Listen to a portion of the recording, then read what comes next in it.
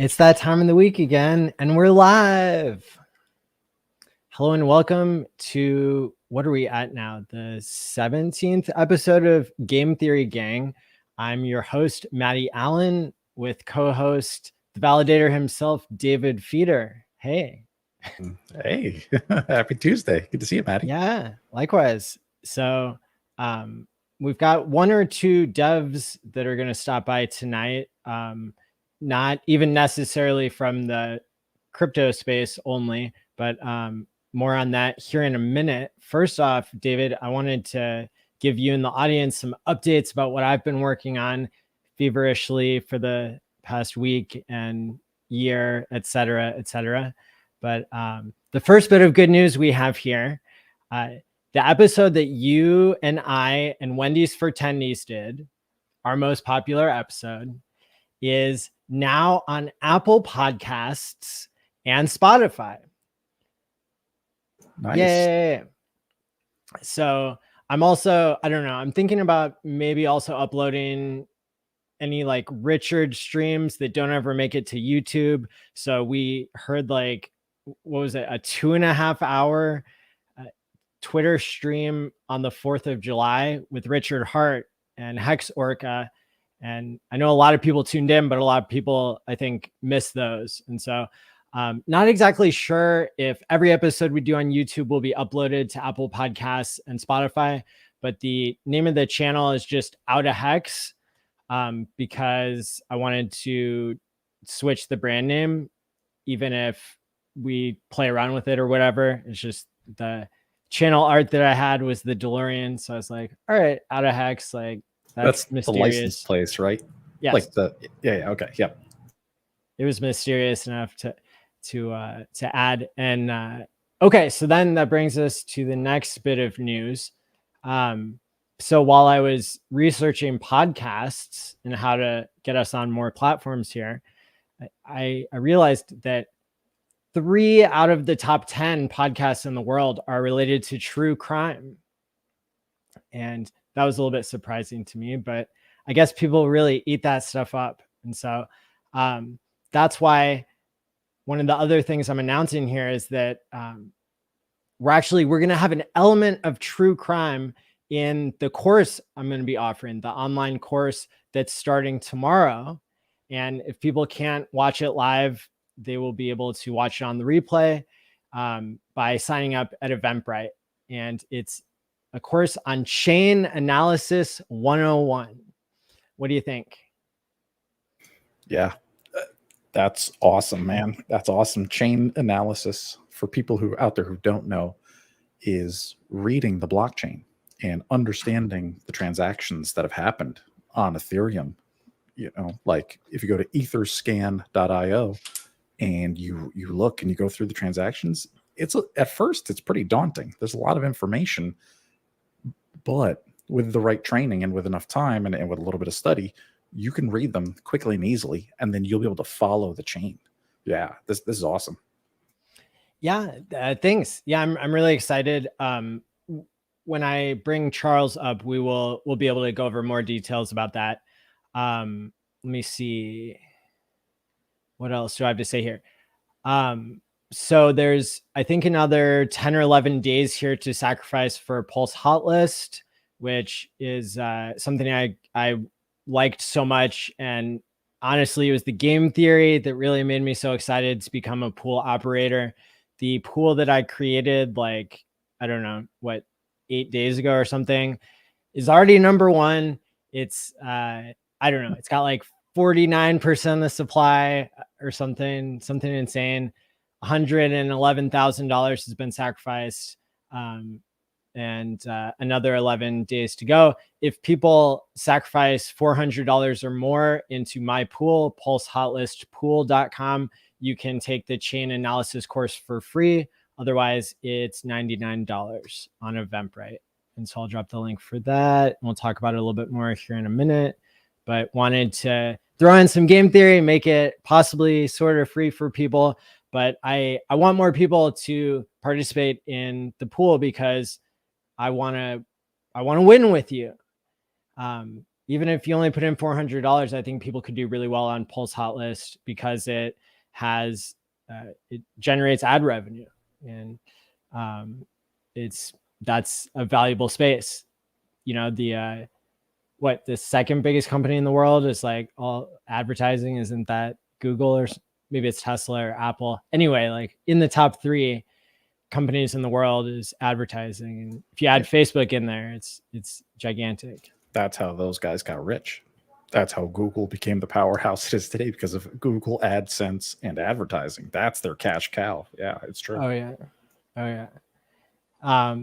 And then the other thing that's like 11 days away is the last day of the 3-day Pulse Conference online that I'm hosting. And so we've been withholding the details of all the amazing things that are going to happen at the online Pulse Conference because we were wanting to, get everything squared away. But also at one point we thought that Pulse would have launched already. But the reason why it still makes a lot of sense to have the conference is people have been building for a whole year and have been covering since the original sacrifice started. This is the 1-year anniversary on July 14th of the PulseChain sacrifice. And so I'm going to go ahead and announce some of the speakers that we have to get people really hyped here, and to give you an example of like how many people we have to speak to PulseChain even when it hasn't launched yet. So there will be 33 speakers, including Richard Hart, David Feeder, Gerardo, Wendy's for Tennies, K4K Crypto, Crypto Coffee, Papa B, Crypto Stylist, Fashion Coder, Dollar Cost Crypto, A Wild SJ, John Wick, Johnny Chaos, Hex Orca, Aubrey de Grey, Crypto Heartbeat, and Sticker Guy Win. And then what projects will be speaking at the Pulse Conference online? FreePulse.io, Staker App, Hedron, Million Pulse Tour, Liquid Loans, Pulse Dogecoin, Maximus, PLS Peak, and Pulse Hotlist. So mark your calendars, subscribe, turn on notifications for Maddie Allen's YouTube, or PulseConference.online takes you to the same place. The schedule of when the speakers will be speaking will come out in the next day or two. And the actual online conference will be in the evening, starting, 6 p.m. Central Time, July 14th through 16th. So that's next week on Thursday, Friday, and Saturday. Awesome. Man, what a star-studded lineup you just rattled off right there. Wow. That's right. Yeah. Did I say Liquid Loans? Yes. Yeah. Okay, cool. Yeah. Awesome. So those are a bunch of big announcements that I had. And now we'll go ahead and bring up our guest for tonight, Dev Charles. Welcome. Hey, Matt. How's everything going? Hey, David. Howdy. Good to see you. How you doing? Good. Doing good. So Charles is going to be helping me to put on the course that I'm offering here. And so I guess we can interview him and ask him a little bit about what his background is. One of the things that I'm really excited for, and the reason that I asked Charles to come on, other than the fact that he's co-founded this course with me, that's actually probably going to turn into something bigger than just one course. But part of the reason I asked him to come on is because he is somebody I know in the real world, and somebody who is starting to get super interested in crypto. And I really see, like, whenever the brilliant minds start coming back around, that's when you're in the part of the bear market where the building is reaching its where it needs to be.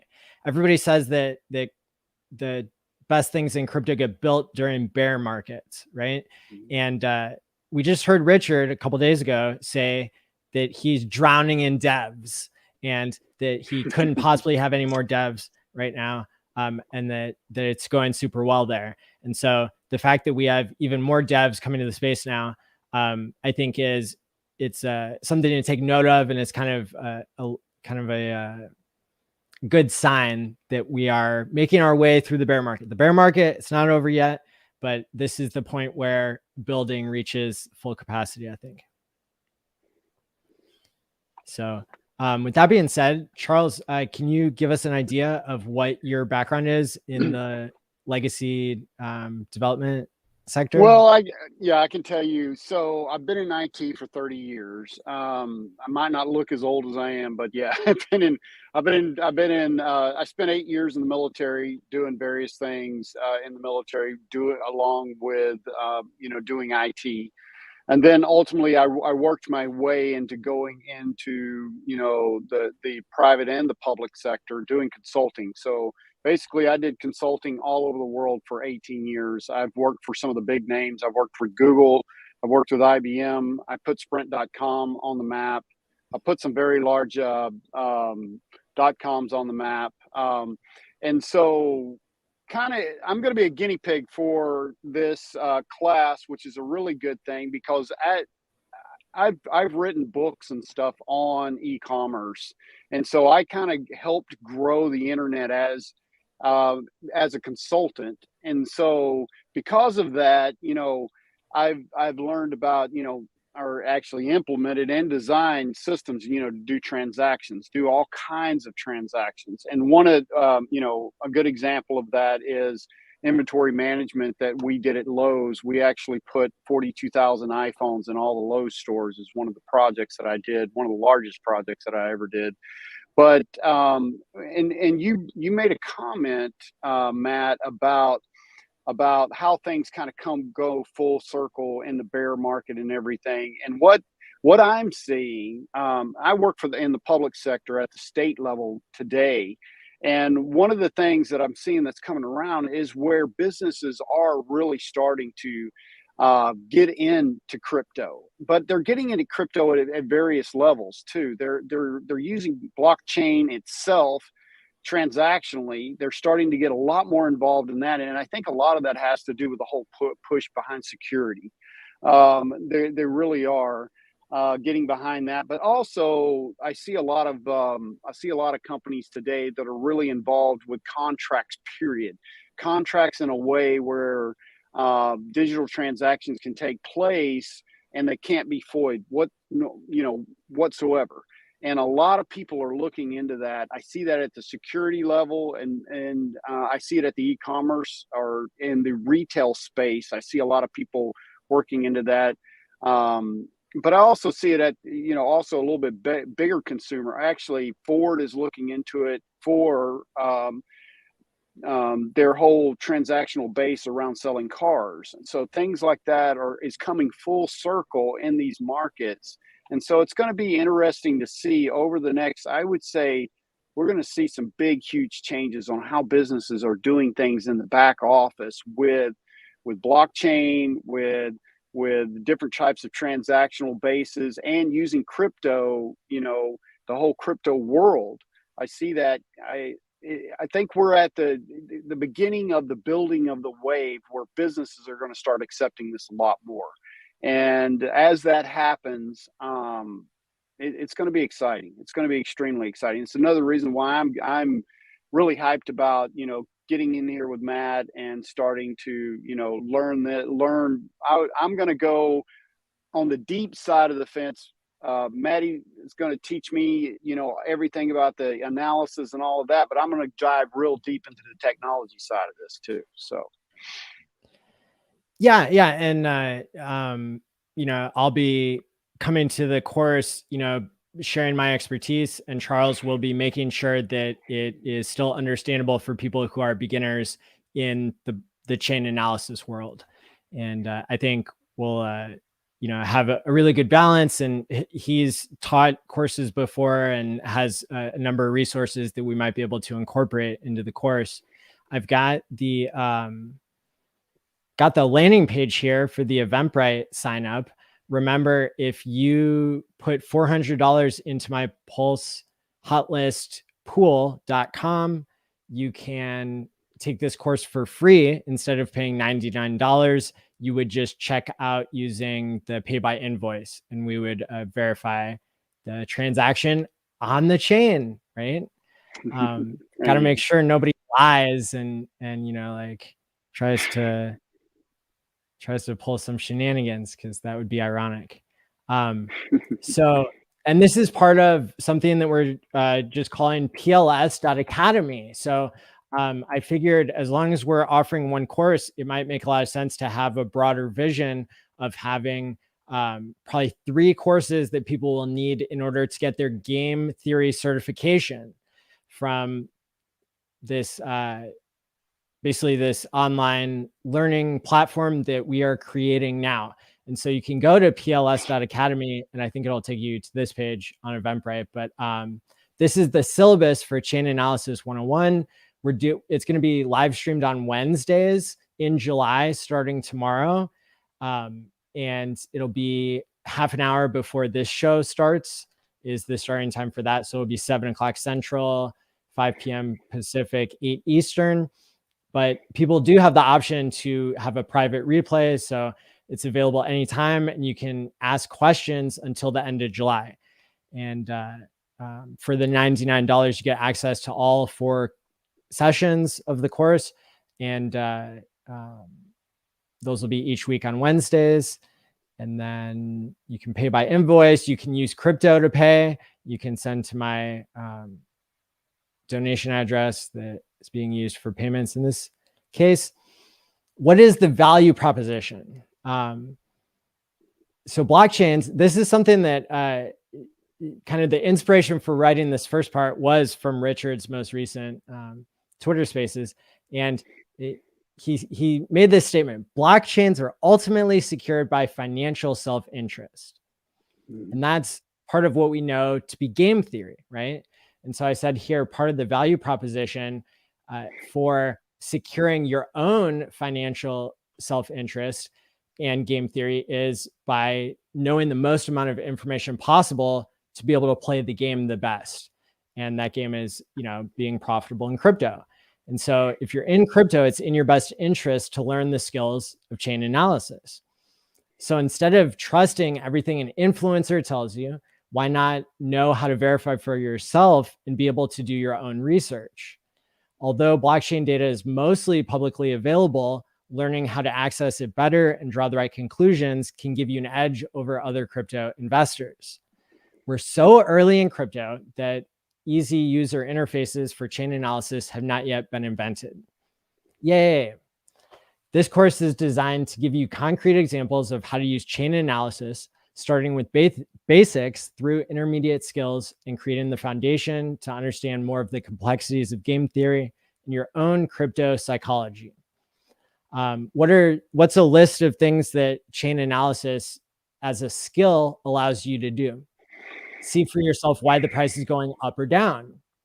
Be aware of and optimize your privacy behavior.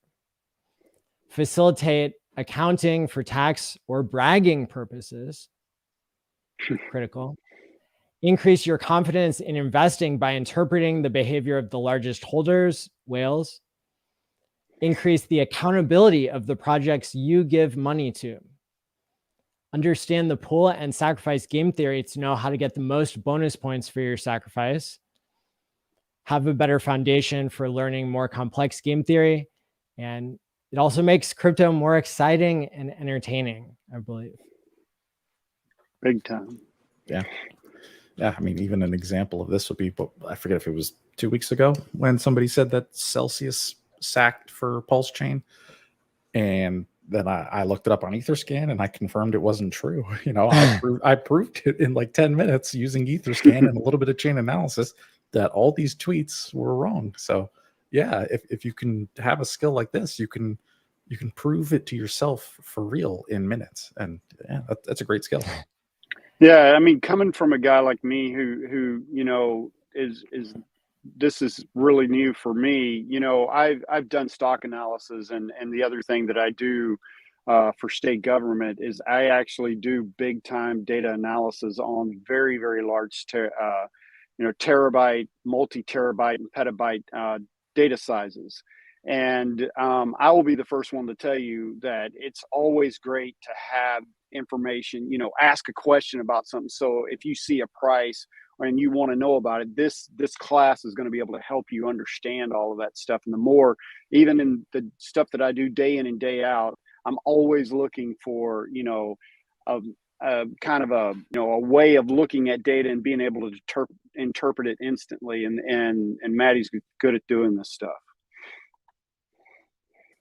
Thank you. Yeah, absolutely. It's a critical skill, and it's something that I think a lot of people are missing from their skill set in crypto.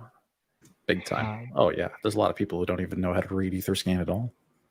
Yep. Yeah, I can tell you the first time that I looked at it, my eyeballs glazed over, and then I had to really, seriously, I had to start. Yeah. When you look at it, the difference between, if you look at a stock tracking application, just, Maddie brought this up earlier, is like, those GUIs have been well defined because of users and what have you. Users over a long period of time, have provided feedback to make those user interfaces and all better.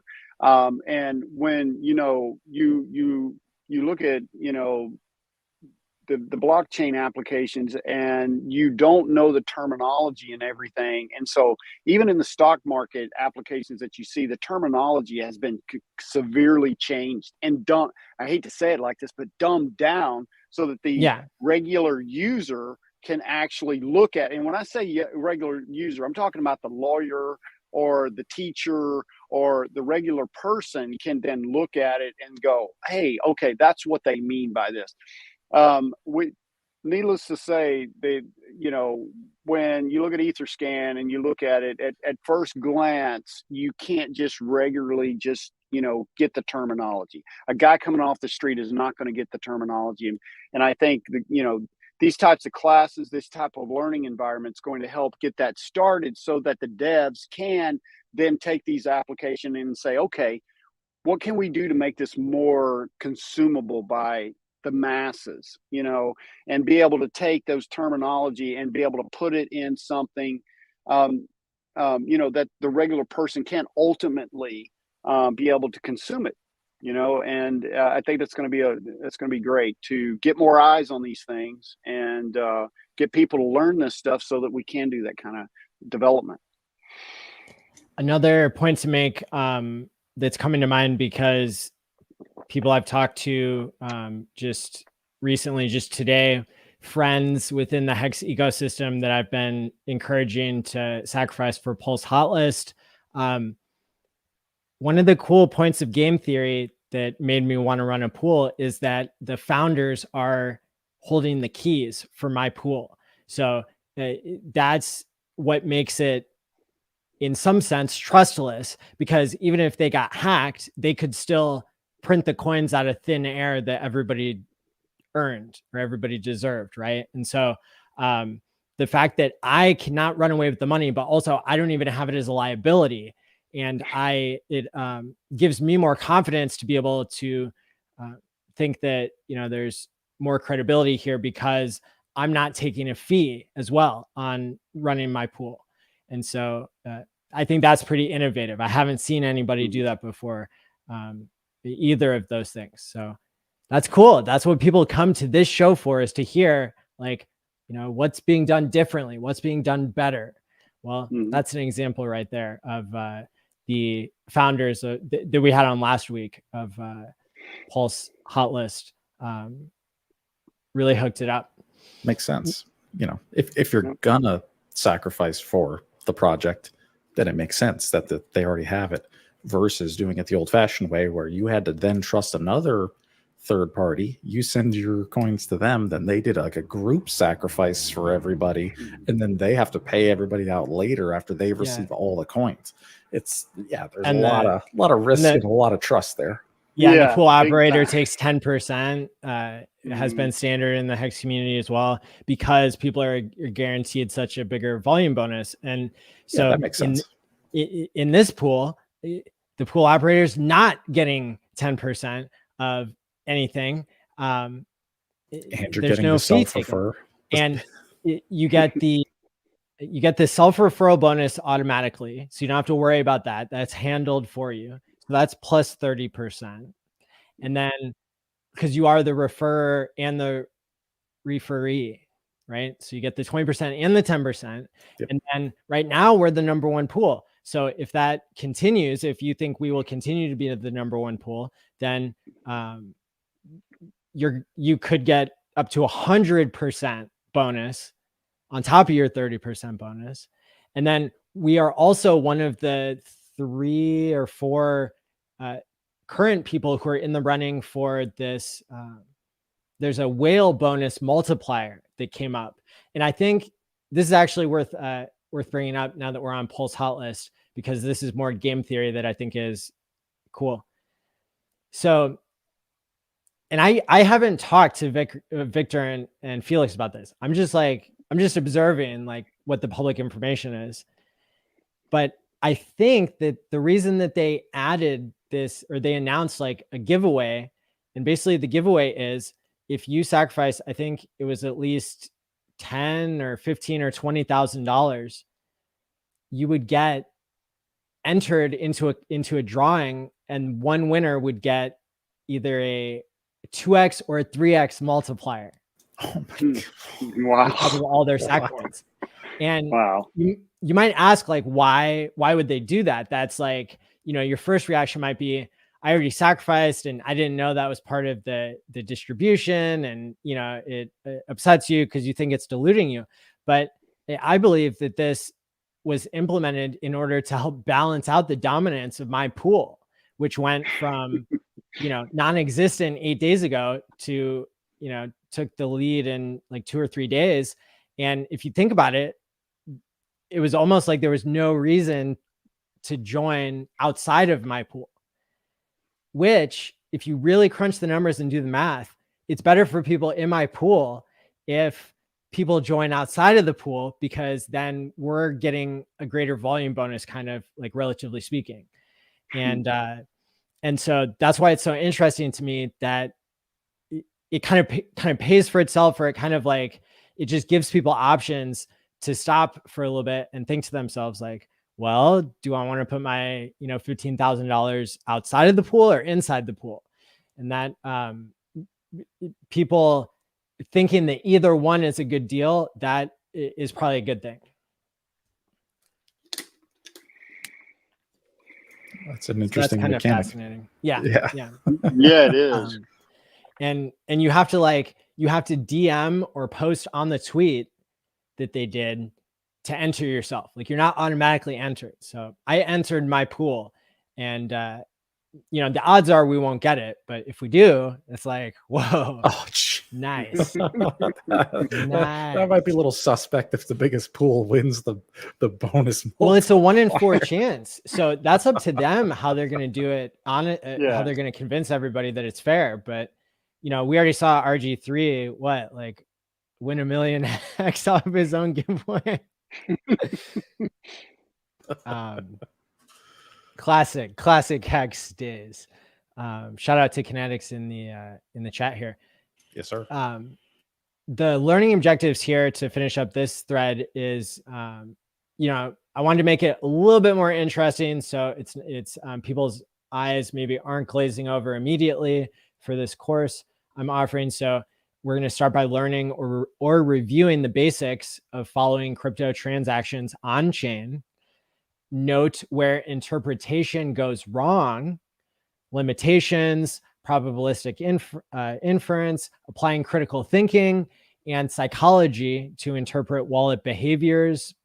And then we're going to sample real world examples from some of these content areas. So the first one, Pulse Hotlist sacrifice analysis, which the Pulse Hotlist, the whole point of it is to be a DYOR, do your own research tool anyway. So that's why these two things kind of go together nicely. The idea of chain analysis and looking into something that has a current sacrifice going on. We want to keep them accountable, and it's part of the set of tools that you need to do your own research, both chain analysis and Pulse Hotlist.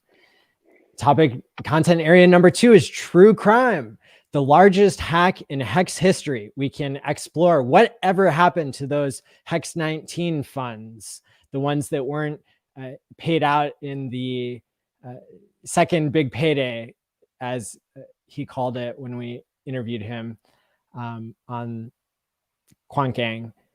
So that is that's going to be a fascinating story and an interesting way to look at chain analysis. I think something that'll be fun to look into, and then tracking other whale behavior and exploring the hex origin address and granddaughter addresses.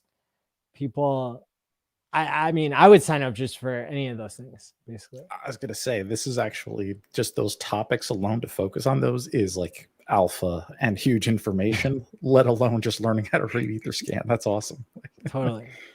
Well, I pushed Maddie big time. I was like, say, yeah. hey, if you're gonna do this, man, we gotta do this. You know, what is the real value prop? If your audience is, you know, the more advanced in crypto, I turned it around and I said, hey, put yourself in the driver's seat and say, I'm going to learn this. I want to learn this. What would you want to learn to be the, you know, the best that you could be at this? And what value are you going to bring back to? And he's done a really great job on really pushing, you know, the limits here on bringing value, because nobody else is doing this.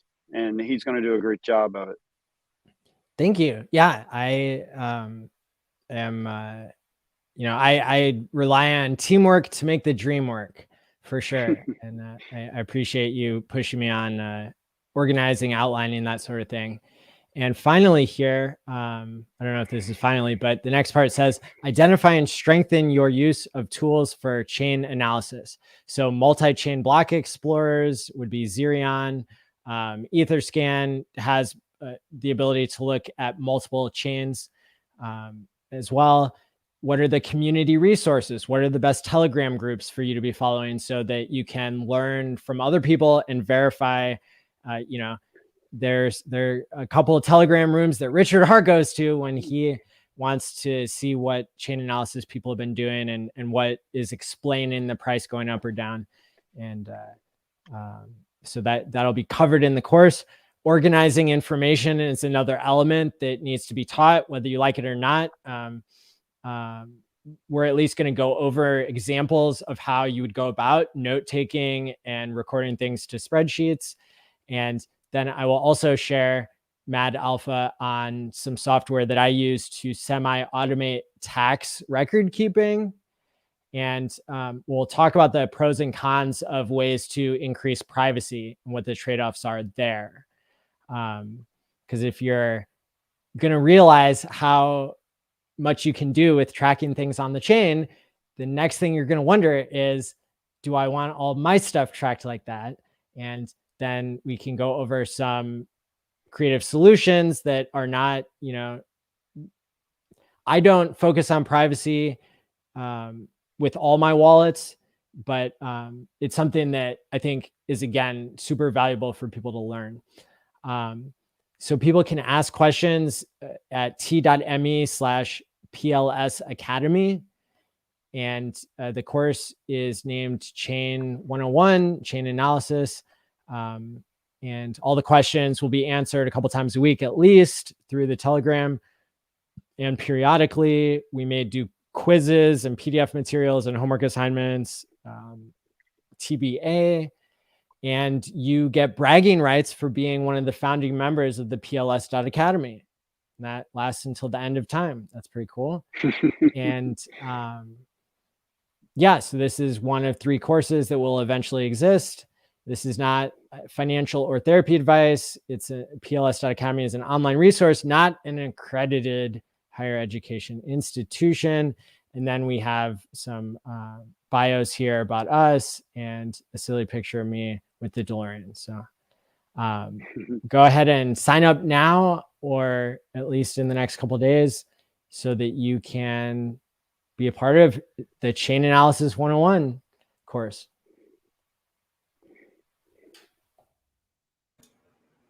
Very exciting. That's a great topic. This is the first course I've heard of anybody teaching chain analysis and how to do this. So I think, yeah, I can't wait to see that, you know, people get in there and start learning this, and we start getting feedback to see. I didn't mean to interrupt you there, David, but yeah, I think it's going to be great. Yeah, Absolutely. Yeah. Because I mean, even, like an Etherscan transaction, one transaction may just say, hey, look, I sent you $1,000 coin. Simple as that. But when you look at the website, man, it is hard to read. It doesn't, you have to know what you're looking for. You have to decipher it. And then you're like, oh, I see. There's the $1,000 US dollar coins. Here's who it's going to. Here's where it's coming from. And then there's just so much information. Yeah. So this is awesome, man. I think a lot of people need this. Big. Well, a good example is Matt just ran me through a few things, and and I have a lot of experience of dealing with how applications actually work, and it was a little challenging for me. Usually I look at an application and not that I'm sitting here trying to brag, is just the fact that I've got a lot of experience in dealing with all kinds of different, even enterprise applications, and I could typically take a look at them and go, yeah, this is how this works and all. It was a little challenging trying to figure that out myself even. And so I know Maddie's got some great information, to give out for on this. And you're right, because it's even me. I'm an IT guy too. And when I first started with Etherscan, I had no idea what I was looking at. A lot of the info on there is specific to the blockchain, and you don't see it in any other application. Even me, I could walk up to a computer and, I've never seen somebody's program before, but it's like, it's, here's the file button, here's the settings, preferences. I know my way around. Yeah, you're right, man. Blockchains it's another animal. Like there is no way around. There's just the blockchain way. Yep. Well, I mean, yeah, it's, a lot of people there that come into IT, from somewhere else, they come into IT and, we use all these words, and a lot, if you come in from the outside and you hear all this, language that we have, people's eyes glaze over and they go, what are you talking about? What are this and what are that, And that's kind of the way it is with, HEX is that, we've got to learn the language of HEX, and, this course is a good step in that right direction. Absolutely. I can't believe somebody is trolling here in the comments saying shill theory gang. Hey, how many people have been reporting on even the amount of game theory that we've already covered? I know we're shilling. That's what happens when you have a channel and you're trying to get people motivated to learn something new. Some people learn better when they pay for something. Like other people don't, I have created 360,000 watch hours on YouTube, and 0 of that has been paid. So now I get to make 8 hours of paid content. And if you don't want to pay for it, then just come win with us on Pulse Hotlist. Put in $400. If not, it's okay. Life will go on.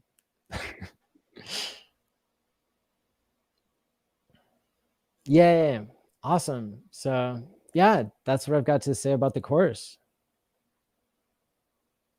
I'm excited. There are already enough people who have signed up. There's already a handful of people, even before we're making this announcement to this 3,000 person audience. But, and then, yeah, I'm going to shill the course a couple of times at the online Pulse conference next week, which will probably have 20,000 viewers, maybe even more. I mean, if you consider if Richard streams the last day on his channel, that'll be epic.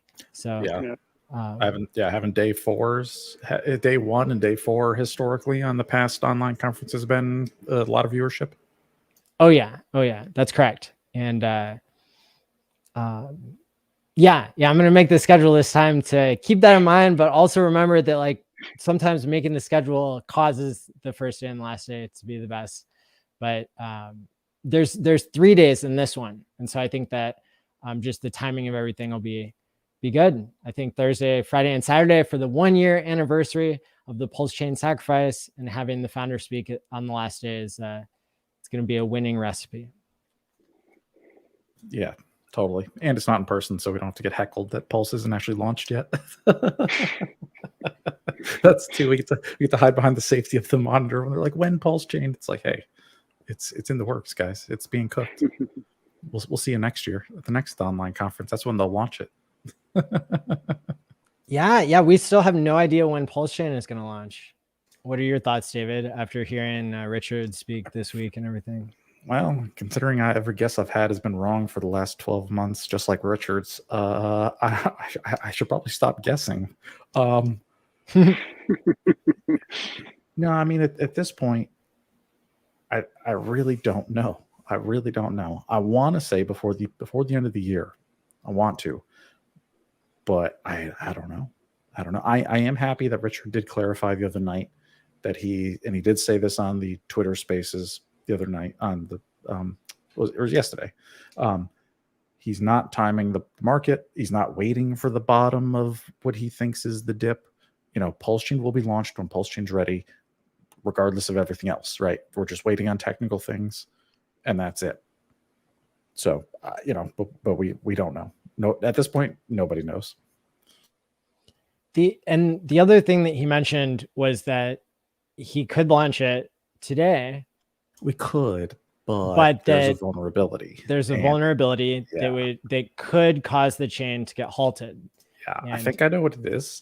I don't know if I don't know if I want to say what it is. Well, here's one guess. I think I'm wrong. Maybe I'm right. Maybe I'm wrong. I don't know. This is a guess. But I think if you had enough pulse and you timed it right, if you had enough, you could register fake validators so that every rotation you would swap in 33 brand new validators and you would literally knock the network offline because there would be no servers running and you would just like brick the network.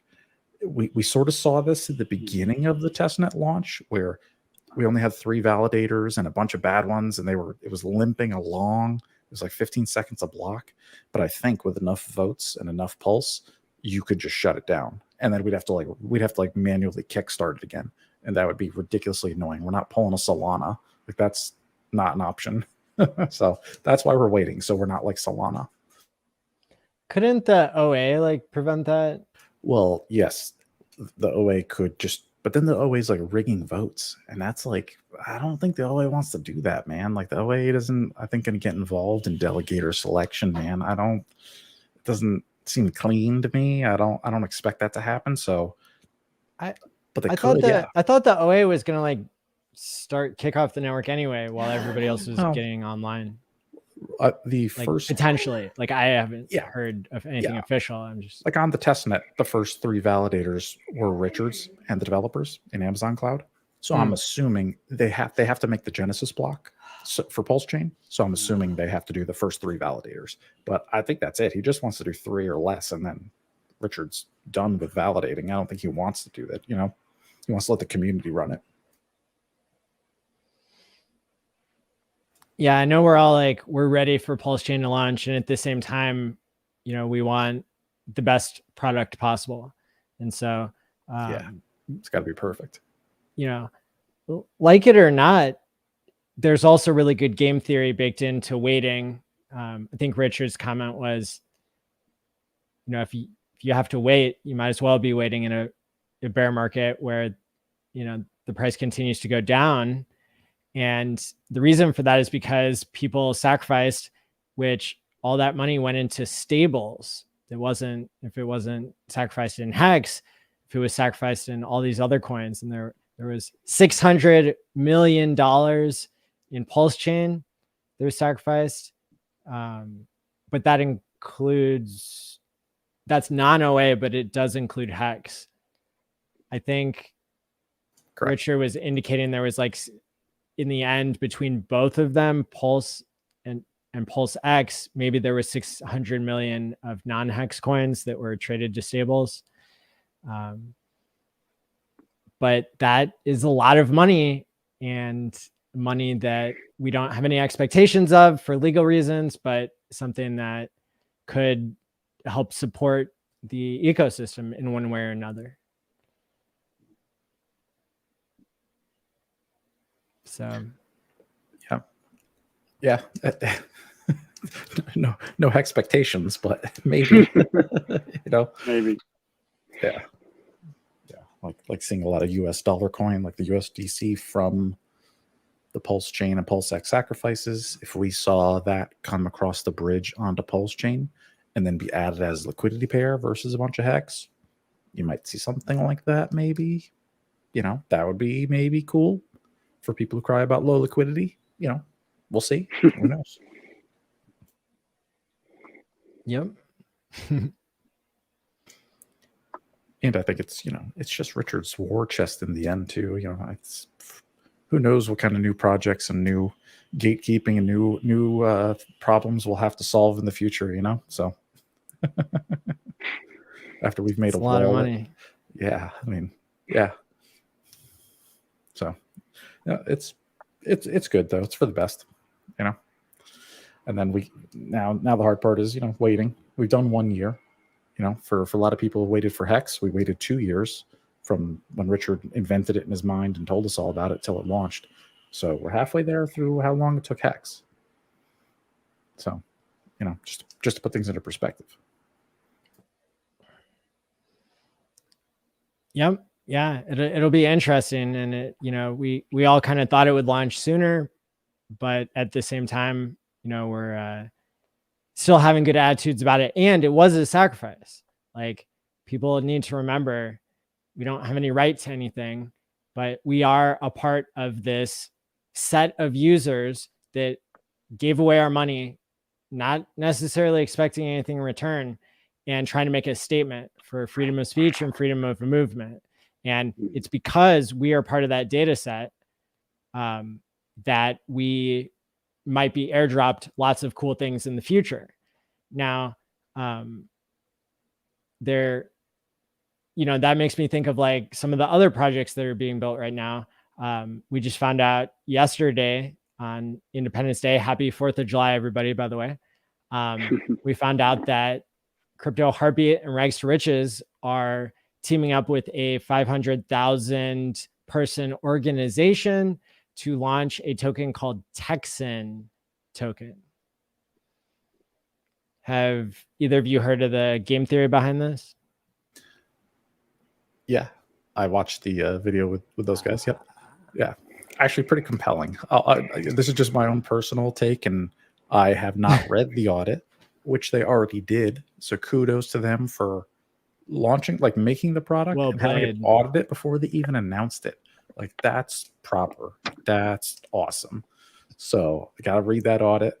And man, personally bullish, like cool tokenomics. Yeah, man. Yeah. Like, I love the way you can do the stakes. And it's like 22 years max, but you can withdraw 5% of your yield yearly. Like, that's a game changer right there. Like, oh man.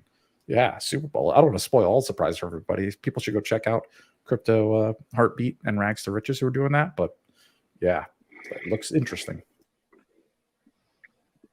Yeah, it's it'll be interesting to see all these different versions of things that we know work to some extent, and it seems like its Texan token is kind of like in some ways similar to HEX, and in some ways similar to like they had what did they word. say, like a foundation thing? Yeah, it's like an annuity.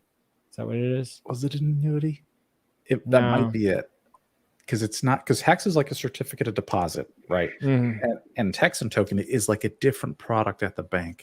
And I forget the name of it. I forget what they said, but it's different. Endowment. That's it. Endowment. There you go. Thank you, Sandy. There you go. So it's like an endowment. And like, you can stake and you can like sort of pull yield like yearly while you're still staked. Interesting. Very, very interesting.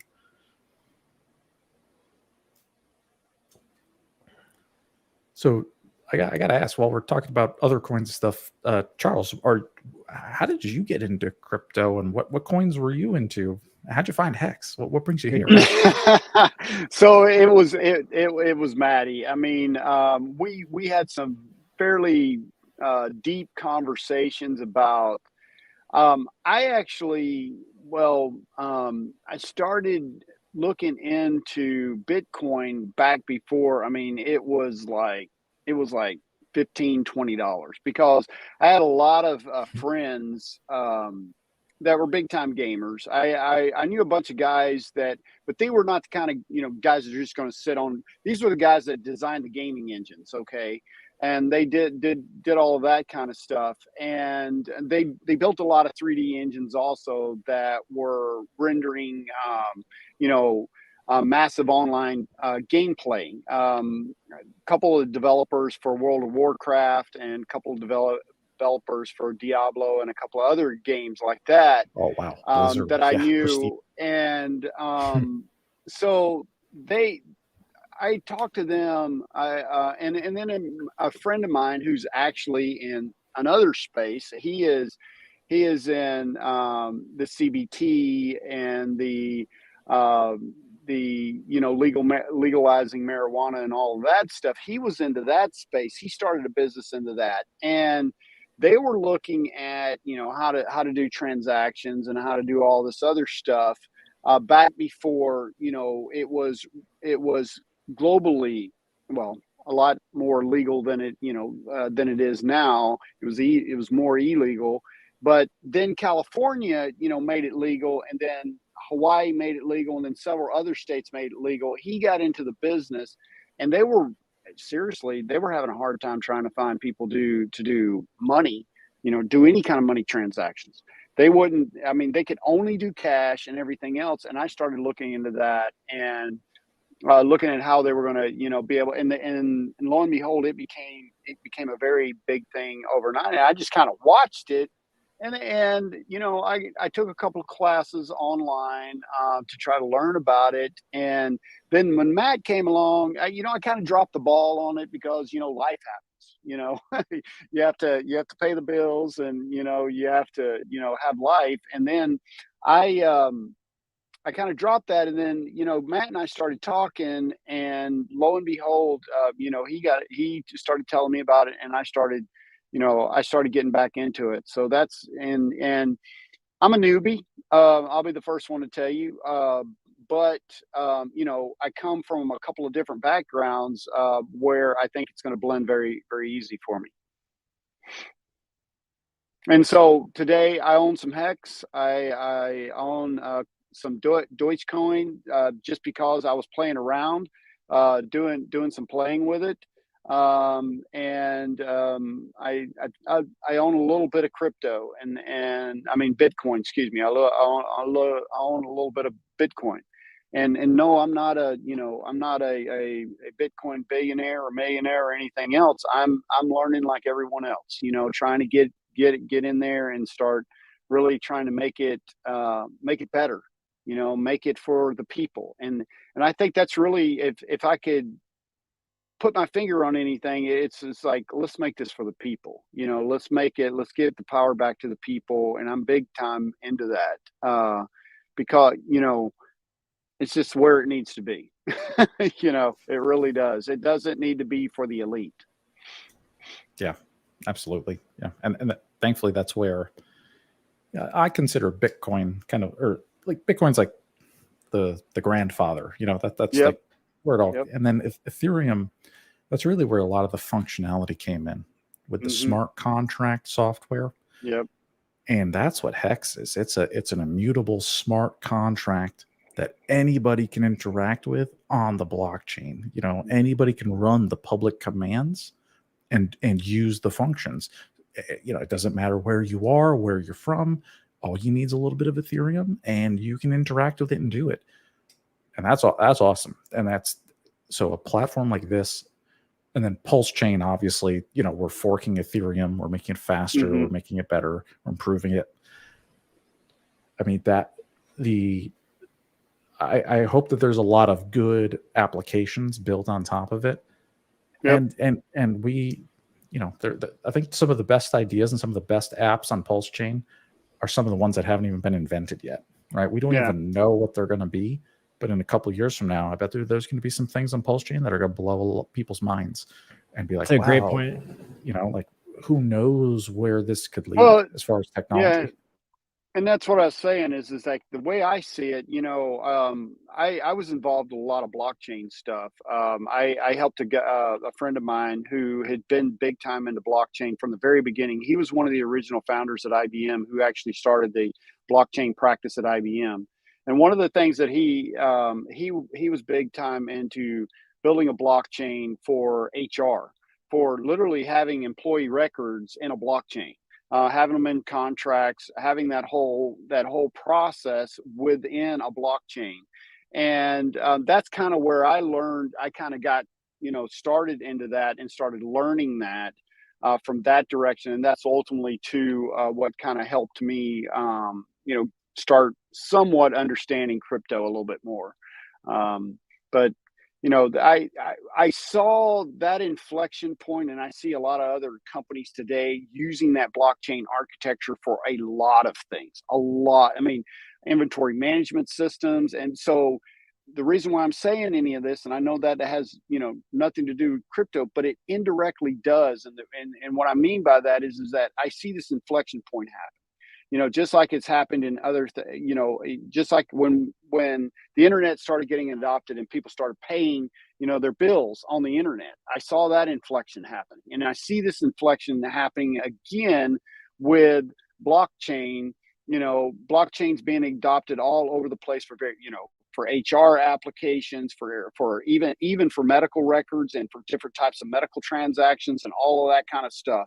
That inflection point is happening. So I see a lot of different, Ethereum and other stuff like that. That there's a reflection point that's going to happen, and it's building right now. And there's going to be a lot of technology, and not that I'm trying to predict the future here. It's just what happens, in technology, and you can follow that if you're a historian of technology. Period. You see this over and over again. It happened, with a PC. It happened with laptops. It happened with iPad. Tablets. It's happened with phones. We can just go down the road, and this is exactly as what is happening with Ethereum and blockchain. Period. We're at that reflection point that people are starting to say, hey, we should start using that. Do you see blockchain as a database replacing like MySQL or like MongoDB? I have been asked that before, and on the deep core analysis side, the architecture will never be able to handle the loads that yet. I'm not saying it will never happen. I'm not one of those people. I think it has its use case. I think they're, a good example is, when you look at, a good example is 30 petabytes a second. Okay. We're a long way away from that with doing something like that on a blockchain. We're millions of miles. And that's what the stock market does. When you look at things like that, we got to be able to scale stuff up, and that's not going to happen. Then are blockchain databases useful to businesses because of their immutability and that they can't be changed when something is written to it? Yes. Is that the key? Yeah, and this is what I was talking to Matt about today. It's like we've adopted on the server side of the fence, and you probably know about this. We've adopted, containers all over the place. But one of the coolest thing about containers that a lot of people don't understand is we call it the black box or the immutable container. And what that does is if a hacker gets into that container, the server looks at it and goes, "Oh, guess what? The ID has changed for that container. Oh, we're going to destroy that container and spawn a new one." So now that hacker that was in that container, right? He's nowhere because he's stuck somewhere that doesn't exist now. All the users have been moved off into another container and gone on down the road.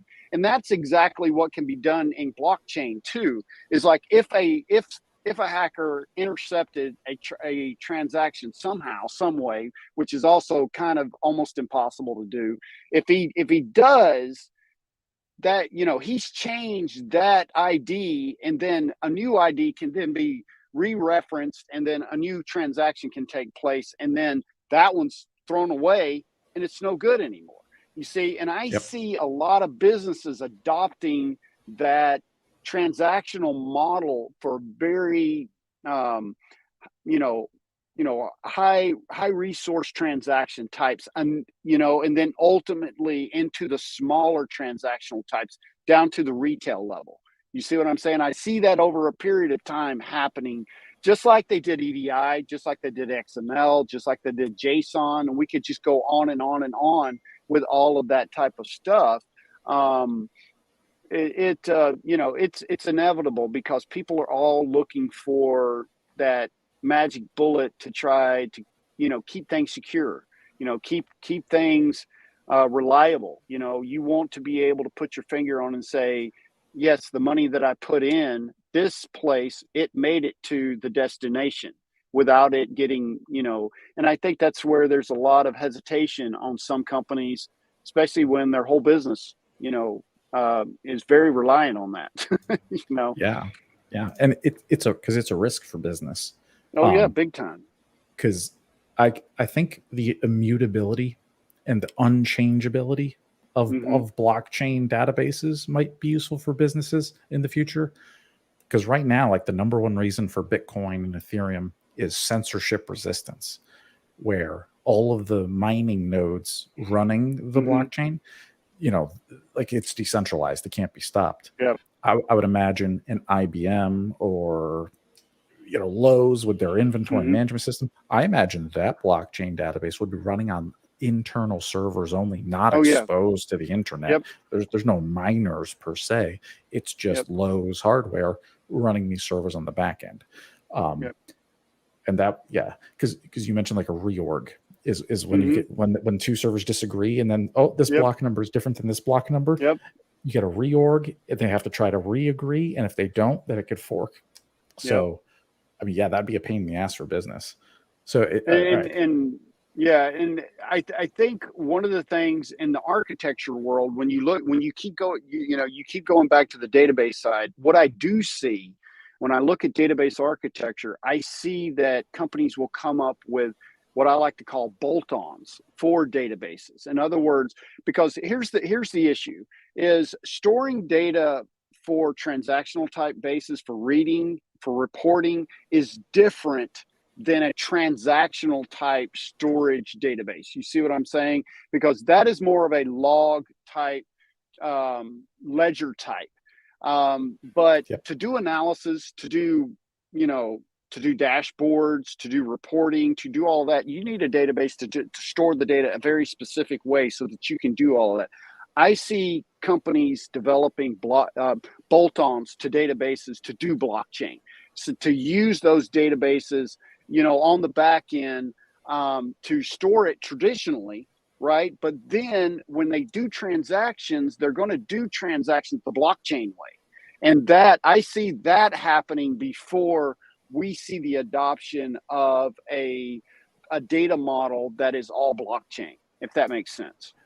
Oh, perfectly said. That is exactly how Ethereum works today. That's the nodes have the ledger, and they keep the blockchain.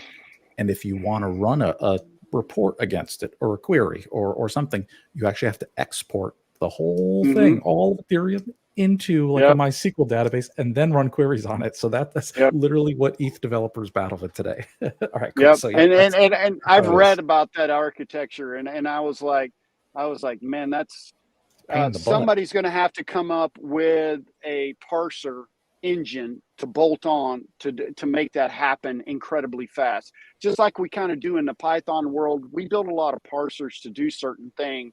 Somebody's going to have to do one, that's going to have to be incredibly fast and then very efficient to do that kind of stuff. Not that I want to solution it right here on, and take over Matt's stream, but you get the idea of what I'm talking about. 100%. Yep. Hey, if you guys want to solve blockchain and all business problems right here, right now, don't let me stop you. One of the interesting things I think that we're going to see play out eventually is, I'm not sure if it's a good or a bad thing, that the nature of payments today is with less security and less finality. So let's take credit cards and debit cards and all that good kind of stuff.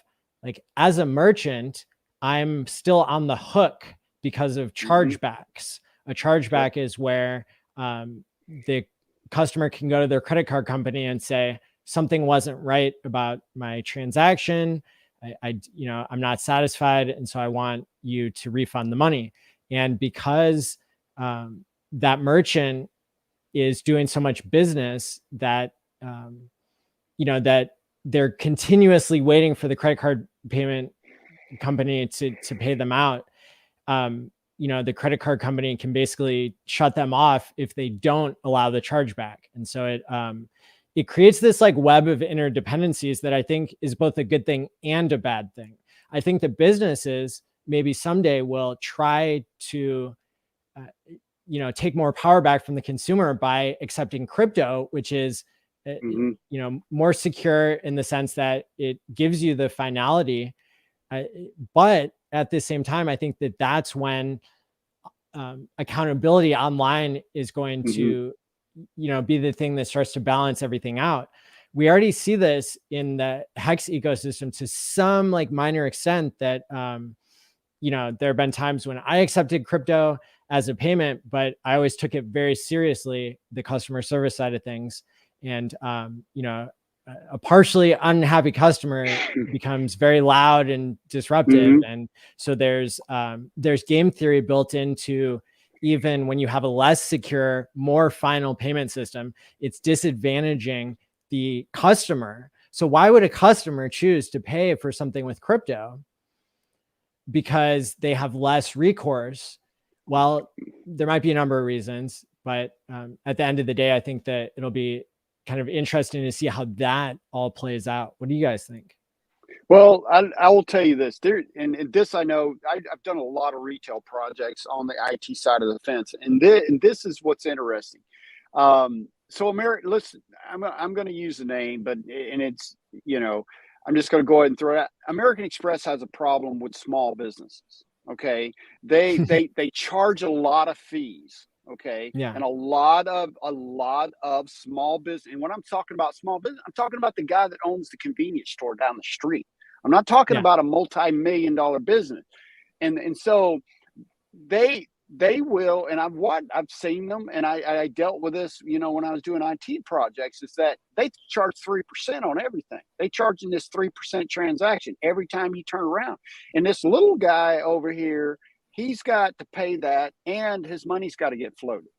And so that just, some people, they don't make enough money with their business, and that just kind of puts them out. And so all they're going to be able to take is MasterCard and Visa, and that's it. They're not going to be able to take anything else. And in some cases, it even puts them out of the ATM, where they can't even take ATM cards because some banks won't let them even get involved with the transactions at that state too. But what I'm getting at, period, is that we've got to find a way where everybody gets a level playing field, and we can start at that point at all levels of business. They can accept whatever whatever the crypto payment is at whatever level, and everybody gets to do the transaction, whatever the type of the business it is or individual is. We need to find a level playing field for everyone. There might be other interesting solutions that come about. For example, if I, value my final settlement so much as a customer, I might choose to pay my Netflix bill, to pay in microtransactions every second of the month. I might be sending a millionth of a penny to Netflix, right? And that would be another way to kind of, in some cases, right? And maybe not others, if I'm receiving goods, it's more final than an online service that I'm being able to use continuously. But there will be really interesting possibilities once PulseChain exists, maybe not for a millionth of a penny. What do you think, David? And then I want to hear, Charles probably has some interesting things to say about micropayments. Yeah. Just to talk about the credit card versus like blockchain issue as an example, the reversibility of credit card transactions, they do protect the users from fraud. If you order something online and they don't send it to you and they stole your money, I can call American Express or I can call Visa. They're going to reverse that charge real quick and I get my money back. Yep. So for the user, there's no liability. That's good. For the merchant, I consider that high risk because you can deliver a product, you give it to the customer, and they process that charge back. MasterCard, Visa, they're in a side with the card holder almost every time over the merchant, unless the merchant can prove they provided the service or good. Yeah. So even me as a potential small entrepreneur, if I do make, Pulse Node store.org in the future, and let's just say I made some handmade little HP servers and I sold them for people who want to run their own Pulse nodes. I personally I'd have to accept crypto because I can't afford any chargebacks because I have to outlay $2,000, $3,000 to buy the hardware that I have to invest. I got to put it all together. I got to order it and then I ship it to you. And then to get a chargeback and lose thousands of dollars. I mean, just losing one would put me out of business. So I, as a potential merchant, I would prefer crypto and its irreversibility for protection. Yep. And I agree with that. And going back to the microtransactions, I think we could turn this around and look at the energy market and paying your energy bill. I mean, we're all suffering today because of high, energy costs. I think it makes more sense to pay for, the energy that you actually used. And what I mean by that is that not that I'm not going to go around saying that all energy companies do that because they don't. That I think it's a cool idea to have a smart, device on that you pay, you make your payment and it, you get your electricity and you can do it in whatever the stream might be. I know some guys that are working on stuff like that, and I think that's a great thing. There's a couple of different sides to that. There's the good side that it's great for the environment, that only the people are getting the power that they need. They're paying for it, and the energy companies are getting their money on demand. You see what I'm saying? And I think that's a great idea. It's also on the green side of the fence too. It's helping energy companies regulate their power output a lot tighter, even tighter than and so that is a great idea. Doing it that way where literally energy is on demand, so that we're cutting down on greenhouse gases, we're cutting down on all of that kind of stuff because of the fact that we're only putting out the energy that's consumed. And I think that's going down that road, even with the microtransactions. I think that's, that could be even cool, to look at into the future. Not that we're trying to predict the future here. What do you think, David? I live in New England, and the state I'm in has deregulated like electrical choices. So I get to pick who I buy my electricity from. And man, it has gone up from last year, 8 cents a kilowatt to 11 cents a kilowatt. And I'm trying to lock in like a 3-year contract at like around 10 or 11 cents just to get it in, because it's only going higher, right? Yep. But the one thing I think I think there's a law in Connecticut, and one of the reasons that power companies are not allowed to do pay as you go, they'll cut you off eventually, but man, you cannot pay your electric bill for like months because they're afraid of killing people. If impoverished people, if let's say you got a medical machine that has oxygen, you're late on your bills, you're in your 80s, you don't pay, they cut off your electricity, it could kill people. So I think legally that the electricity companies are actually forced to just let the juice flow because they don't know what they're powering on the other end, and it might be important. But but from an American capitalist point, a pay-as-you-go meter, maybe I'm a young guy, I don't care. Maybe it's just me in my own little house. I got my little apartment. What if I leave for a month and I don't want to pay my bill? That'd be cool to do pay-as-you-go. You just top it up like on your cell phone in the little app. I just pay for $5 and I get electricity for a day or two. Cool. Interesting idea. Well, and you said it. I mean, there's going to be those cases like hospitals. There's going to be cases where there's hospice care. There's going to be cases where there's hospice in home care, and stuff like that, where people are going to have to. And there's going to be businesses. But here's what's interesting: there's going to be businesses that would want that model. because it would help them keep their costs low. Say if you were a manufacturing facility, right, and you had this huge, $2, $3, $20 million bill or whatever it is, and you would prefer, to just pay for what you're using instead of paying whatever, the energy company wants to give you. And they do that. That. Yeah. Yeah. That's one industry that needs needs a lot of love and a lot of attention and a lot of overhaul. And even I saw the comment below, like even infrastructure, like Texas, I think isn't Big, like private, right? Like they have their own electrical grid. Basically, it's not national.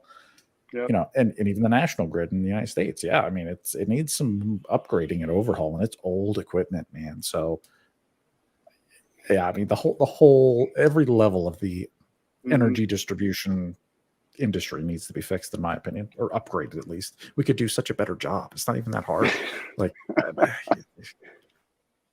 they make billions in profit. It's not like they're going broke. You know what I mean? Like energy companies, and that's what boggles my mind. That's what boggles my mind. They make billions and billions of dollars, but yet they won't put it back into the infrastructure. That's a problem. Anyway. That's a big problem.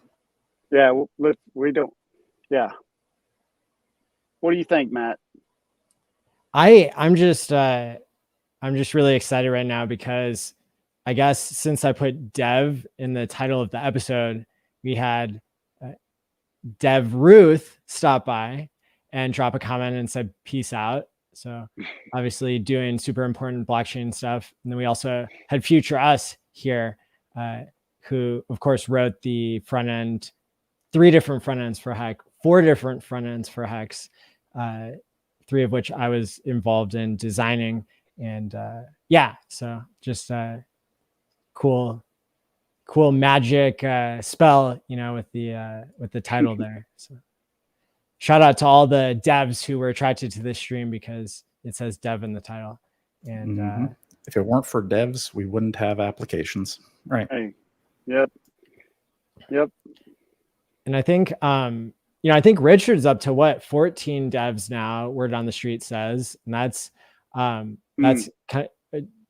that's a huge number in my opinion, because I know the quality of devs that he deals with and goes to great extents to make sure that people aren't like stealing them away or like spamming them with stuff. There's like a level of anonymity there.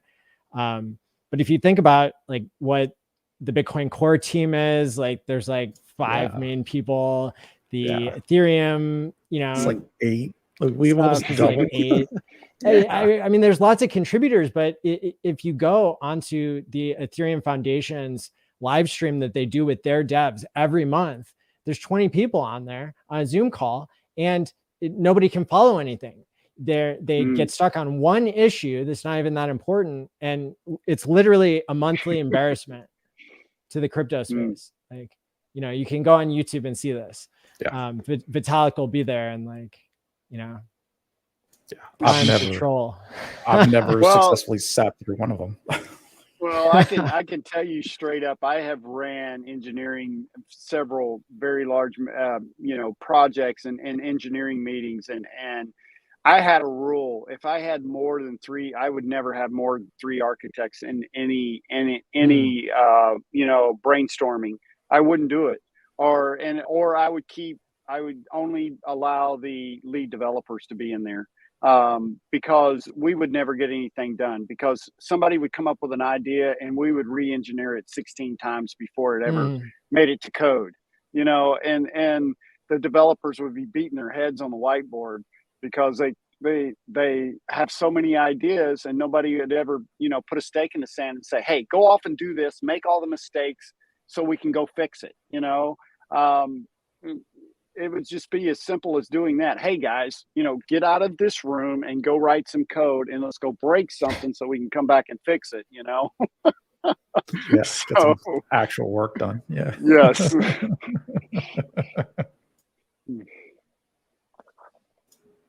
Very good. And another thing that is on my mind today is I had a conversation with Future Us last night for like 2 hours or something. And a good part of it was just kind of reappreciating how much we love HEX and how different it is than any other financial instrument out there. I mean, it's like every once in a while, I've found with people who have gone all the way down the rabbit hole several times is, just this, still being able to have an epiphany about the possibilities of what can be built on HEX, especially when it comes to this idea of like behavior locking, the idea that people, so we know that in the economy that in economics, there are certain functions of money. Money is a unit of account. That means that you understand how much something costs because it's priced in dollars or whatever unit you account in. Another function of money is a medium of exchange, right? So you have a coincidence of wants. You have a fisherman who wants to buy a computer, but the person selling the computer doesn't want thousands of dollars of fish all at once. And so you need a medium of exchange in between. Finally, I mean, you could argue about like there's other functions as well that have already been described, but the final main one is a store of value, which is what HEX was designed to do. But it also, I think, has this emergent property because it's immutable, because we've seen it operate flawlessly. Really, what we have here is the ability to unlock another function of money, which is paying yourself. And the fact that you could have lots of money in the bank and it wouldn't motivate you to do anything.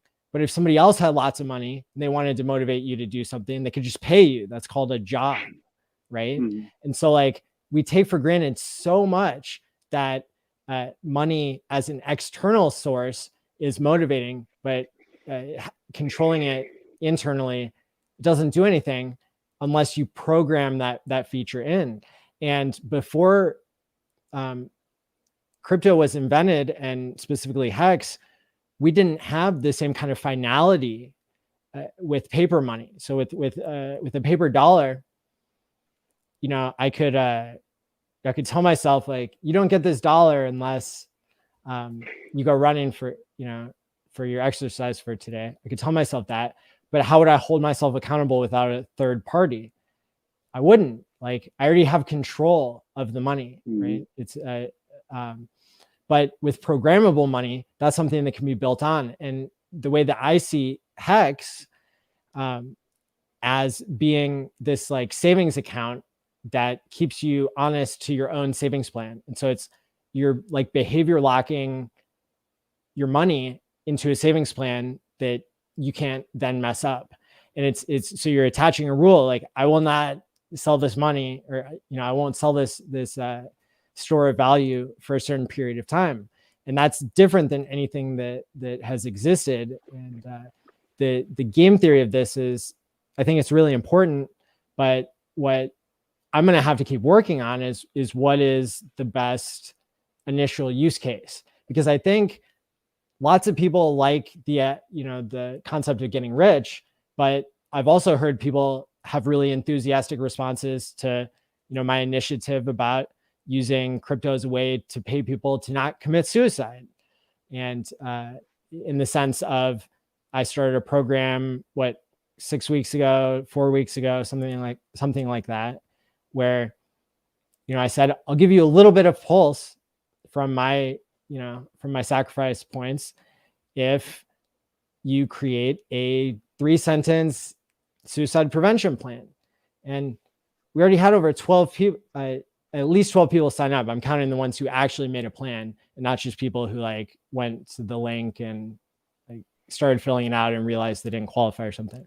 But I think that speaks to a different audience of people that isn't, they're tired of hearing pitches about you can get rich, and it's not going to work on them no matter what you do.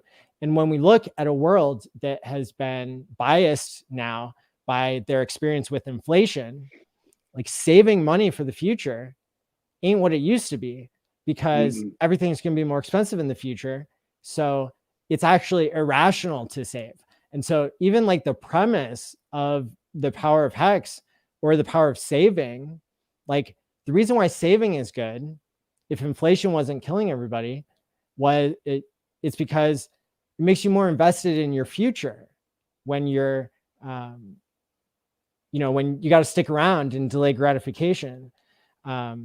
It makes you want to create an environment where, the world's going to be a better place in the future because you have more rewards coming to you in the future, because you have staked yourself into, whatever it is. Like in traditional finance, it would have been you gave your money to somebody else, and but That used to that's work. coerced by inflation, because you need to invest in order to not lose out to inflation.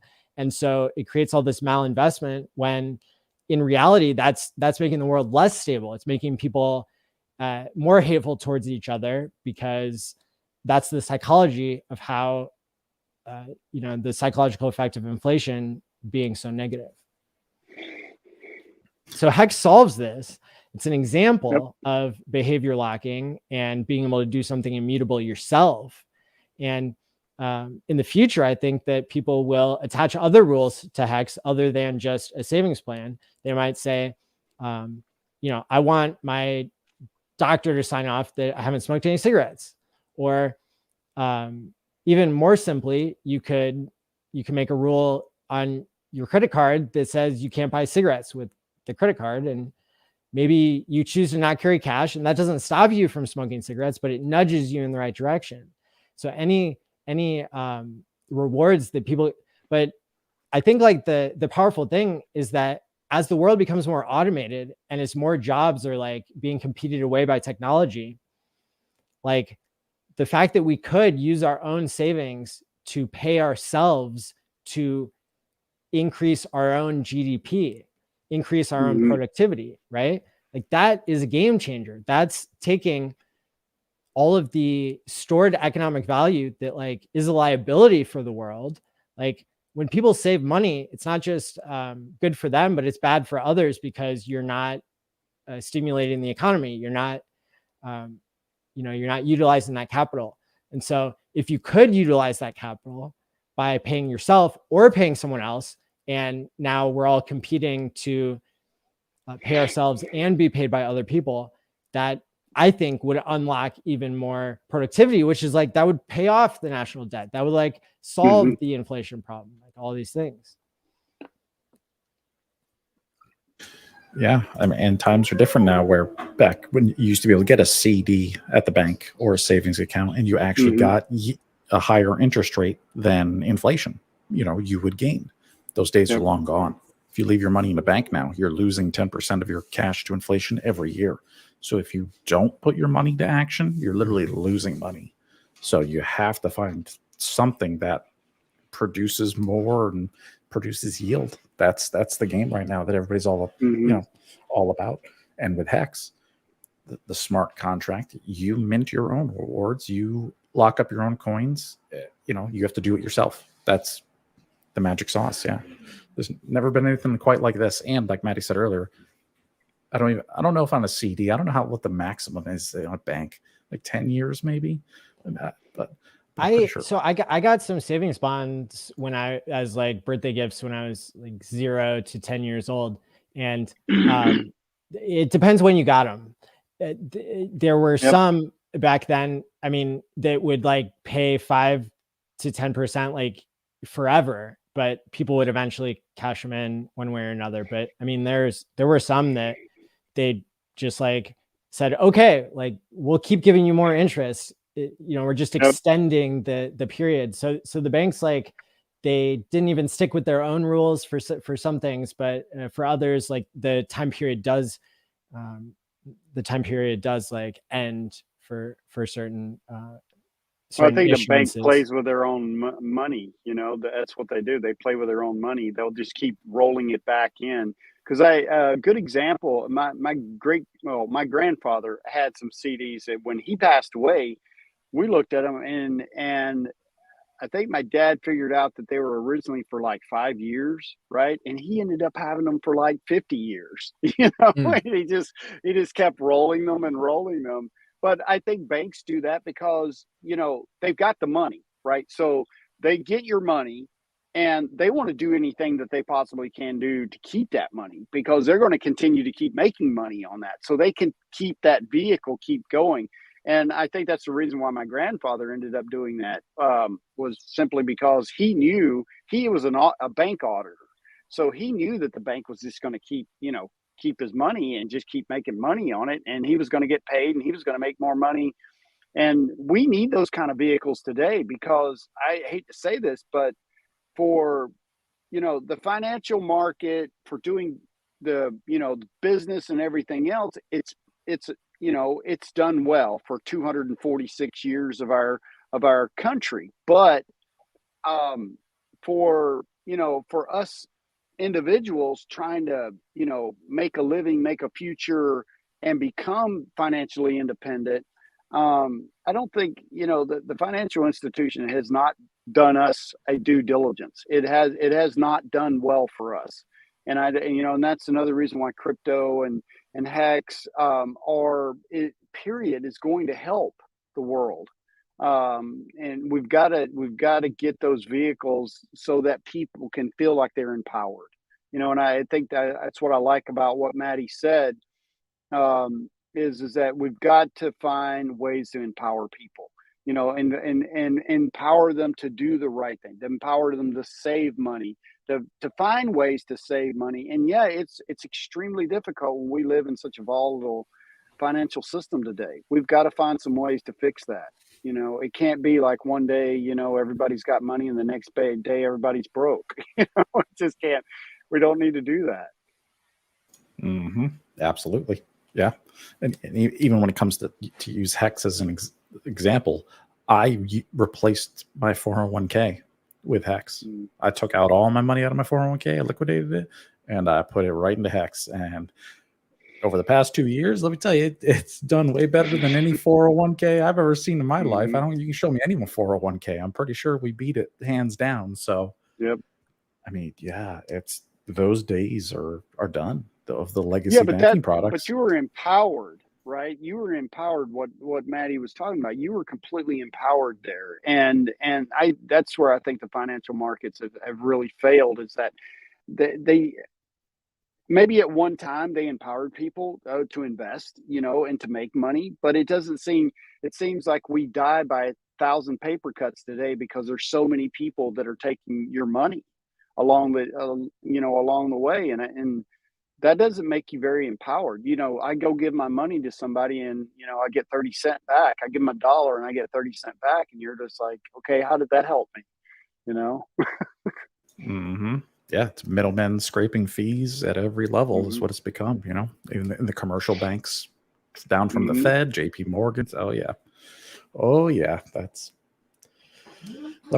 They're a dinosaur industry, and we're in I don't even know if this is the Ford Model T era of the new financial. Is that what we're looking at here with Ethereum and PulseChain and Bitcoin? Like, these are like old cars, right? Like, I would say like we're at the part where the wheel was invented 300 years before it was used for transportation. It was just for pottery. Like, that's where we're at with crypto, hands down.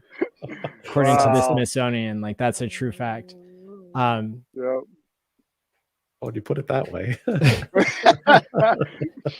So we got a long way to go, but you know what? If it follows the trends that have happened in history, there's going to be a lot of great innovations. And what we've got to do, being founding members of all this type of stuff, we've got to be really hardcore about keeping it pure, and keeping it for the people, and don't let it get, over. And it's going to be tough. Because everything that we've seen regulation and government get involved with, it just rips it apart. And they say on this hand it's for the people, and then over here on the other hand it becomes something completely different. Well, that has to be built into the design of something. Bitcoin wasn't designed with the anticipation that in 2016 all the bankers would get in, and then dump on retail when it peaks, and then, you know, just start playing the game of, you know, oh, this narrative, like, you know, institutions are going to buy in someday in the future. And no, they already have. Like, you are the exit liquidity in Bitcoin for people who got in way before you. And, you know, some people could question like whether HEX is going to go the route of like, is it going to fall over on itself forever because inflation is too high, or will adoption grow? And I think that it's yet to be seen, but I think that still HEX is probably the best investment out there in any market because of the potential, the fundamentals that it has to and to keep. It's also been designed to keep legacy out. And you might ask, like, well, how is it designed that way, and like, what's the actual mechanism? The mechanism is something we like to call low liquidity, which is typically a red flag for larger sized investors. They see a coin with low liquidity and they think to themselves, well, why would I buy a bunch? Because I'm going to push the price against myself. And then if they want to sell, then they have to sell the price against themselves to get out. And so in most situations, people who create tokens are incentivized to like create lots of liquidity to like try to pander to institutions and whales, and to try to like change what you're doing so that they will want you.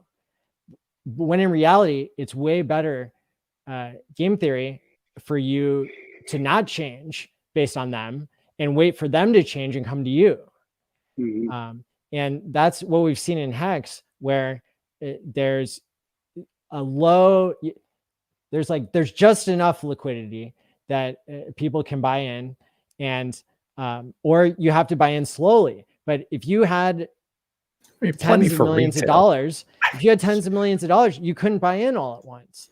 True. You could buy or sell 100 against yourself. You could do 100 grand in or out of HEX with minimal slippage. So it depends on your size. You know, $1 million plus, you might run into issues. But there were also lots of things that maybe were on purpose or maybe were accidentally working out for the HEX ecosystem being called a scam for the first year. And that stopped institutional investors from getting in. Now, when we look back on that, we think, wow, the people who really believed, who really did their own research, who looked into it themselves, who did the work, those are the people getting rewarded. And it wasn't these big channels of people who are just following anything. The people who believe less, they would be the first to sell. And so there are these interesting mechanics that we can look back on and say, wow, maybe it was a good thing that Richard was doing outrage marketing, or that he was explaining HEX as how it's meant to save you from scams. And that's why it looks like a scam. And a lot of people looked at that and said, that's a silly argument, and I don't understand that, and I don't like HEX. And then anytime anybody wanted to post about anything crypto on Twitter for the past 2 years, they've been attacked by Hexicans. Why are you gatekeeping? Why aren't you promoting the thing that we own? It's like, we know why they're not promoting it, like, because it's not their bags. But at the end of the day, you know, people will get sick of hearing about it. Some people will look into it, and others, they'll just wait until adoption is further along. I think that having more barriers to entry early is a good thing, and it's a sign that you're early if those barriers are things that can be mitigated or worked around eventually. But it shouldn't be to keep something that totally keeps people out, you know. It's got to be easier for people, you know, ultimately. Well, yeah, and that's the ethos of HEX is, you know, build it yourself. Don't wait for the founder or somebody. Don't expect somebody else to do it for you. And at the same time, there are a lot of us who have mad gains, and people are reinvesting it into the ecosystem. People are, finding other things to work on. This is kind of interesting. I did an episode with Naga Bo like a year and a half ago, talking about how there was a rumor that 3 Arrows Capital had gotten into HEX. And that'd be another thing to maybe explore in the chain analysis course if we can figure out where that rumor came from. Maybe we'll have to ask Silver. I know the story. Oh, please. Yeah. Well, I don't know if I'll save it for the course if you want to tell it right now, but yeah, go for it. Yeah. Okay. I want to know. Right. So I think it was a mistake. Yeah, Silver the Antidote mistakenly identified Godwale as 3 Arrows Capital. Oh, okay. And that's when Godwale came out on Twitter, and he proved with Gary Funding Jim that he owned that wallet, and that proved that it's Godwale, not 3 Arrows Capital. So 3 Arrows Capital didn't have any HEX. Those guys, and they just got liquidated recently. They're out of business. So probably for the best. Big time. It's Celsius and 3 Arrows Capital and BlockFi, just examples of these. 40 billion? Yeah. Crazy money. Scams. Those are the real scammers, and everybody who promoted those products. Yeah. They had like more followers than Richard on Twitter. And yeah, look what they did, man. Look where they led their followers, man. Slaughterhouse. It's sad to see. The advertising dollars, they work at first. And that's another reason why people should think twice about HEX, is that we don't typically spend money on advertising. So what we're doing is organic, and it's value oriented. It's we're not selling out to advertisers, but we're also not having that negative externality. One of the unique benefits of HEX is that on average, out of the last 95,000 people who sent money to their future self, it's been that they sent it for an average of 6.5 years. And so now you have somebody who is incentivized to be an amateur marketer for you, and they might get really good at it. They might have a breakthrough 2 years into their HEX experience, or 3 years in, where it's the right time, and they meet up with the right people, and they're pitching it so well that it increases adoption. And as long as adoption continues to grow, that helps out the price. HEX is self-sustaining if you value your wealth in HEX, but we all are also realistic that we value our wealth in more than just HEX.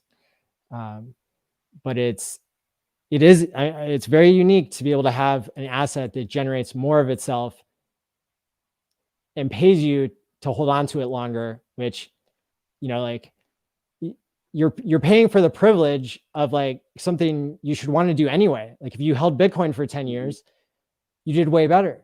So it's incentivizing you to do the right thing. And at the same time, you're holding up the price by not selling it. And that is creating value. That's allowing you to make HEX more scarce in the moment.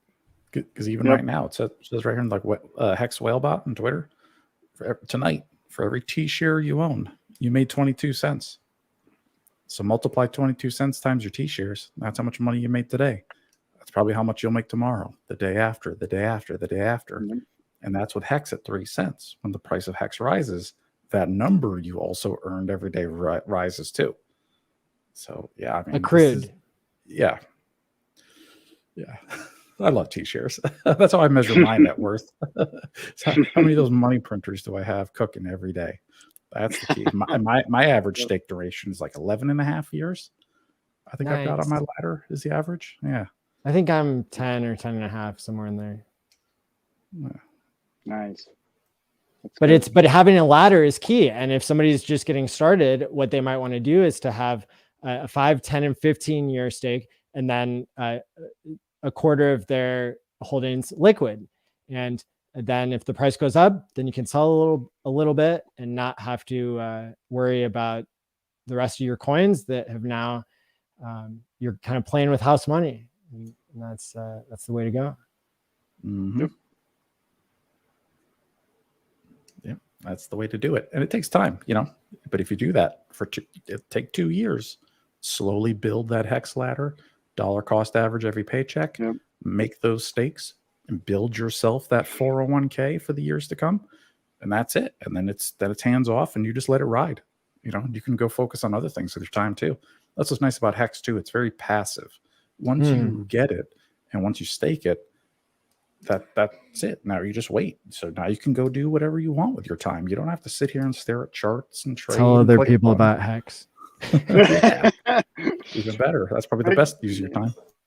Yeah. Do some of that pre-marketing for yourself, right? Well, it pumps your own bags. That's the special sauce there. It's fun too. I mean, I think guys like me and Maddie, we just love it. I just want to talk about HEX all day. Well, we're ahead of our time. Yes, we are. Big time.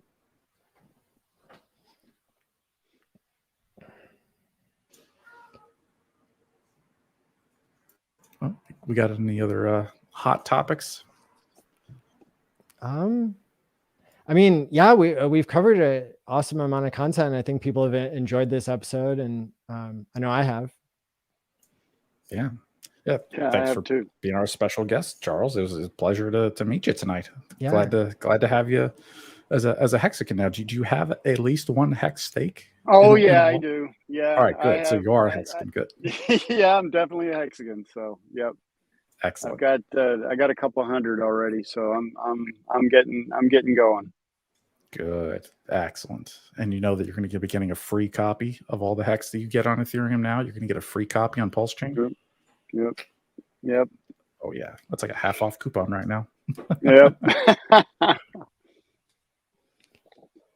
And it's a good network to be on too, because it's going to have more functionality. It's going to be pulling in millions of other people onto a chain, and they're gonna learn about HEX the easy way by seeing how well PulseChain works, and then asking themselves, wait, why was I against HEX?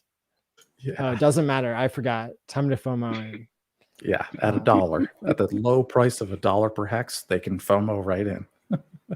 There's never been such a large airdrop / fork of something that even when Bitcoin forked, well, maybe I don't know, maybe Bitcoin had more users in 2017 than Ethereum does now. I don't know though. Oh no way. No, Ethereum crushes. I think Ethereum #1 has the most users of any crypto.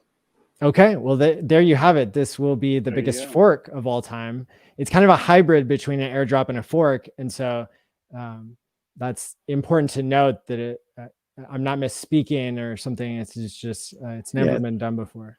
Yeah, it's both. Yeah, all rolled into one. So stay tuned for PulseChain coming sometime in the next 15.2 years. Yes. The PulseChain, pulseconference.online coming next week. We have the course that Charles and I are teaching on Chain Analysis 101 that is open for signups now. We're starting tomorrow, and we'll be meeting 4 times in July on Wednesdays, or whenever people can tune into the private replay. You can learn more at chainanalysis.eventbrite.com. Here's a really cool overlay that shows you like the main concepts there. That's our poster, and the course logo is super cool as well. So thanks everybody for tuning in. Hit the like and subscribe button. Special thanks to our guests. Follow them on all their platforms. The links are in the description below for everything we talked about tonight. Anything else? Nope. Yeah, looking good. Nice to meet you, Charles. And yeah, we'll see all you Hexicans next Tuesday. So stake wisely, my friends, and peace out. Bye, y'all.